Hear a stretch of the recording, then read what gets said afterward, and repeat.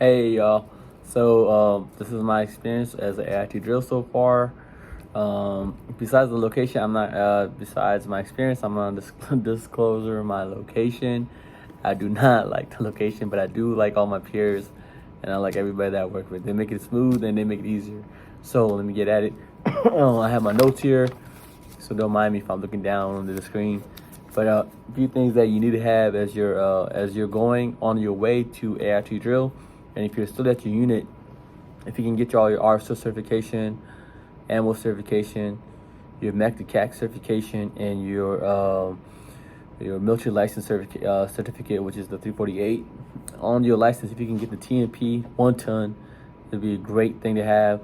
And if you are a master driver certified, or if you have a master driver, even better. That way you can help out your company or your battalion, like make sure they have all the license squared away.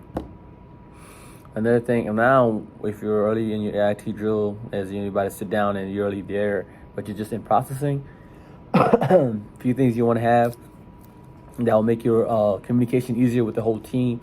Also, you got to work with the instructor, so it makes it easier when you have their point of contact. Have the instructor's point of contact, because this will help you during training movements.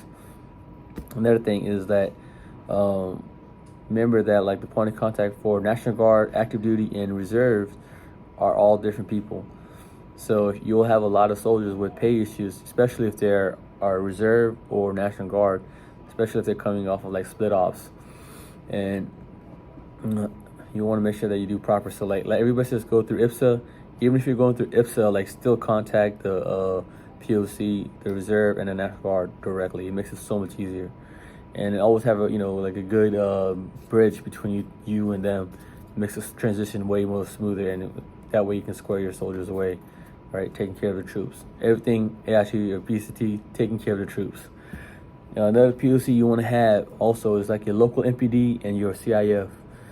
One for local MPD is when you have your transportation right after their field, they're about to graduate. You want to make sure all their tickets and all that is squared away for HRAP.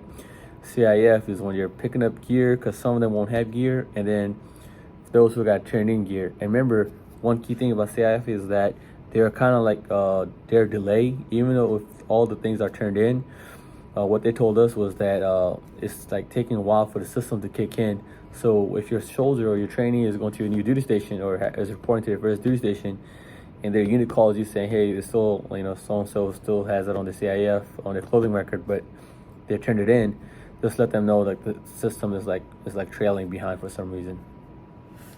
Another thing, if your soldier is scheduled to go overseas, make sure they do the anti-terrorism level one. Pretty easy, just let them utilize the computer and get it out the way. All right. Besides that, I guess as an experience, like one few things I'll say is always recon when you're doing your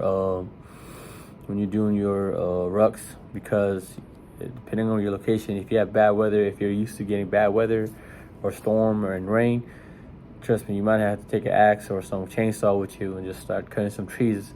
That way it doesn't block, because if it blocks you, that means they have not completed training, and you have to do a makeup training, and you never know how your schedules can get busy.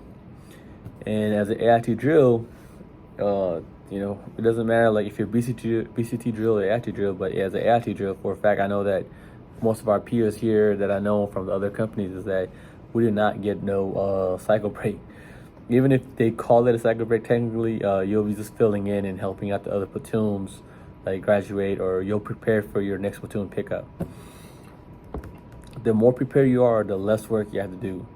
And as if you're new as an AIT drill, and if you make mistakes, make it now, make it ahead of the game, so later on in the long run you're always good to go. Few equipments that you want to buy is one of these amazing press hats, drill press hats. So it is expensive, but it is worth to buy. Trust me, you'll need it. And another thing you want to get is one of these clipboards. Trust me, all I have here is just counselings and some notes here that I gotta, I'll ask, like students here or like for my instructors. But yeah.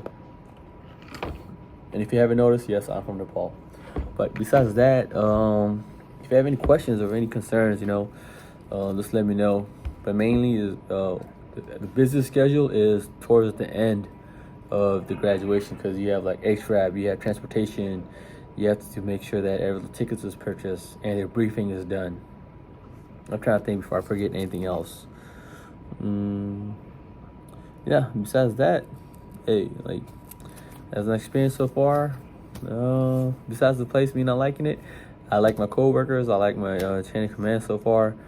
You know, they're supportive with the drills, and when you're doing your counselings, make sure it's counseling is like it's by the book. You know, it makes it easy for you to do what you need to do. Besides that, if you have any questions or any concerns, just hit me up. All right, you have a good one.